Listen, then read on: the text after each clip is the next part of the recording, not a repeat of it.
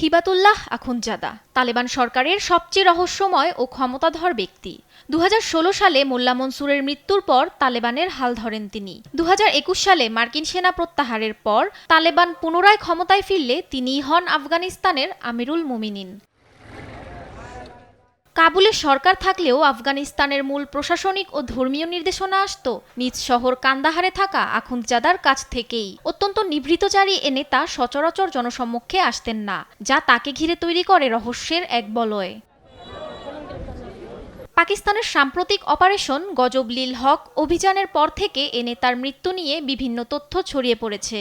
বিভিন্ন আন্তর্জাতিক গোয়েন্দা সংস্থা ও ওসিন্টের মতো প্ল্যাটফর্মগুলো দাবি করছে পাকিস্তানের বিমান হামলায় আখুনজাদা সহ বেশ কয়েকজন কমান্ডার নিহত হন। তবে এ তথ্য এখনও নিরপেক্ষ কোনো সূত্র দ্বারা নিশ্চিত করা হয়নি। তালেবান প্রশাসন আনুষ্ঠানিকভাবে তার মৃত্যুর খবর নিশ্চিত করেনি। অন্যদিকে পাকিস্তান সরকারের দাবি তারা কেবল সন্ত্রাসবিরোধী অভিযান পরিচালনা করছে। সীমান্তে রক্তক্ষয়ী সংঘাত ও আখুনজাদার মৃত্যু নিয়ে ধোঁয়াশা এখন দক্ষিণ এশীয় ভূরাজনীতিতে বড় ধরনের অস্থিরতার ইঙ্গিত দিচ্ছে। মাহমুদা মুক্তি, নিউজ ডেস্ক, দেশ টিভি।